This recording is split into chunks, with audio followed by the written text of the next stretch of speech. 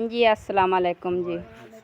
हाँ जी भाई की हाल चाल ने? शुक्र अल्लाह दा, अल्हम्दुलिल्लाह पाक दा शुक्र है। बाल बच्चे ठीक ने जी? ठीक ठाक ने, शुक्र अल्लाह दा। अल्लाह ताला रहमत करे जेड़े भाइयों ने साडे ते मदद कीती है। हाँ जी भाई तुहाडी कोई अमानत आई है मेरे भाई अहमद तिकर ते उन्होंने पहुंचाई है मेरे तिकर ते ऐ अपनी जड़ा ना गिनती मारो ना एक बारी।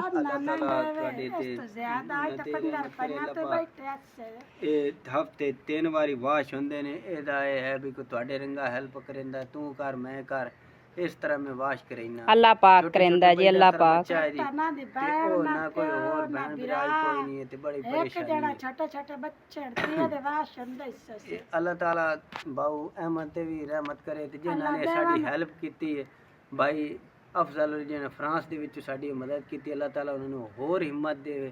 आमीन जी, ते करम निवाजी करे। आमीन जी। गिनती मार लो ना एक बारी। ਅਸੀਂ ਉਹਨਾਂ ਦੇ ਬੜਾ ਸ਼ੁਕਰਗੁਜ਼ਾਰ ਹਾਂ ਤੇ ਜਿਹੜਾ ਉਹਨਾਂ ਨੇ ਸਾਡੀ ਹੈਲਪ ਕੀਤੀ ਹੈ ਜੀ। ਹਾਂਜੀ ਤੇ ਇਹ ਬੜੀ ਸਾਡੇ ਤੇ ਉਹਨਾਂ ਨੇ ਹੈਲਪ ਕੀਤੀ ਤੇ ਭਾਈ ਅਹਿਮਦ ਦਾ ਵੀ ਬੜਾ ਸ਼ੁਕਰੀਆ ਤੇ ਉਹਨਾਂ ਦਾ ਵੀ ਸ਼ੁਕਰੀਆ ਜਿਹੜੇ जितनी भी है थोड़ी है बहुत ही साढ़े वास्ते 1.25 लाख है बहुत। हाँ जी बस दुआ कीती करो ना बहना भाइयों वास्ते। टिक्का गोली करैने नहीं ते बैठे होने भाई अहमद कानी दुआ कीती करो तो ना बहना भाइयों वास्ते जेड़े तुहाडी इमदाद करदे ने। फ्रांस विच जिन्हां ने साडी मदद कीती, अल्लाह ताला उन्हां नूं होर हिम्मत देवे ते अल्लाह पाक भाई अहमद ते भी रहमत करे जेड़ी इतनी दूर तो साडी हेल्प करन वास्ते इतनी जेड़ा ना टाइम कढदे ने। बड़ी मेहरबानी उन्हां दी। ते मेरा ना कोई बहन है ना भाई है, छोटा जा बच्चा एडा सारा 3-4 बच्चियां ने, करन वाला कोई नहीं। अल्लाह ताला वसीला है ते या मुझे हां जी बस जी अल्लाह पाक देवन वाला हुंदा है गया करदे ने उन्हां दा वास्ते मेरा है अपील है कि अल्लाह पाक उन्हां नूं होर देवे तो मेरी मदद करें। अल्लाह पाक आमीन जी, उन्हां दे रहमत करे। अल्लाह पाक तुहानू ही तंदुरुस्ती देवे। शुक्रिया है भी अल्लाह दा बड़ी रहमत है जी। बिस्मिल्लाहिर्रहमानिर्रहीम अस्सलाम वालेकुम। की हाल ने सारे? अल्लाह पाक सब नूं खुश रखे। कवियां नूं की हो गया हाल पाई फिरते ने इन्हां दे बच्चों ने तो नहीं किसी कुछ आख छड़िया। ये वाह देर दे इस तरह हाल पाई खड़े, पता नहीं इन्होंने अज हो की गया। आसिया बेगम तू की पकाई जा रही है? मैं आलू मटर। आलू मटर?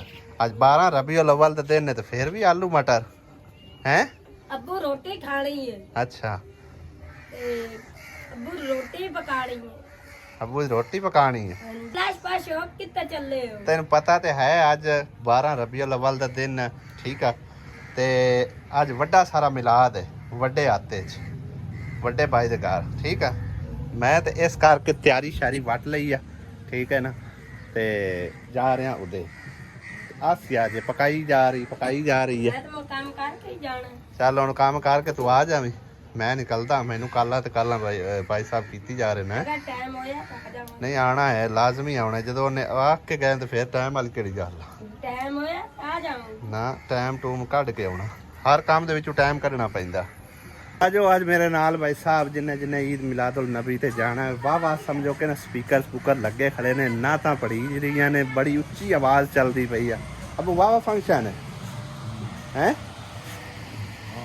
सही है। तुसी आ गए अज किसी पासे ईद मिलादुल नबी ते किसी पासे ढोल ढमके ते घड़ोलियां।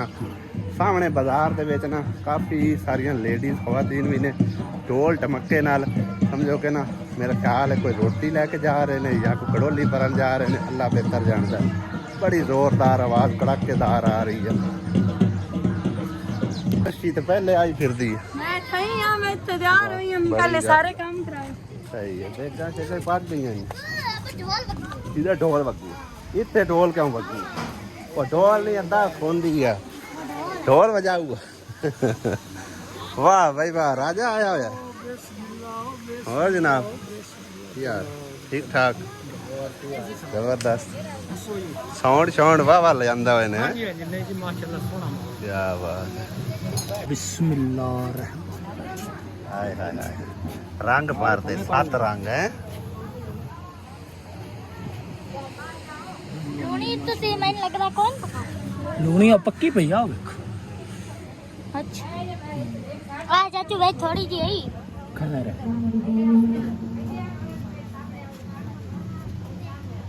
को सजाने की इजाजत मिली है।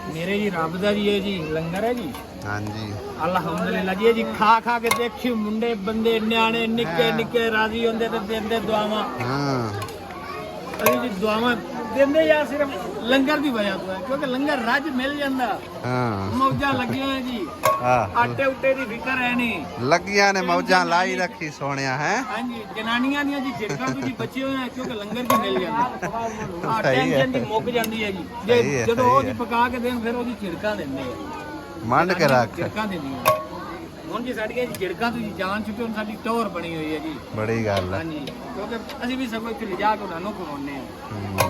ਉਹ ਜੀ ਬੜੀਆਂ ਖੁਸ਼ ਹੁੰਦੀਆਂ ਸਨ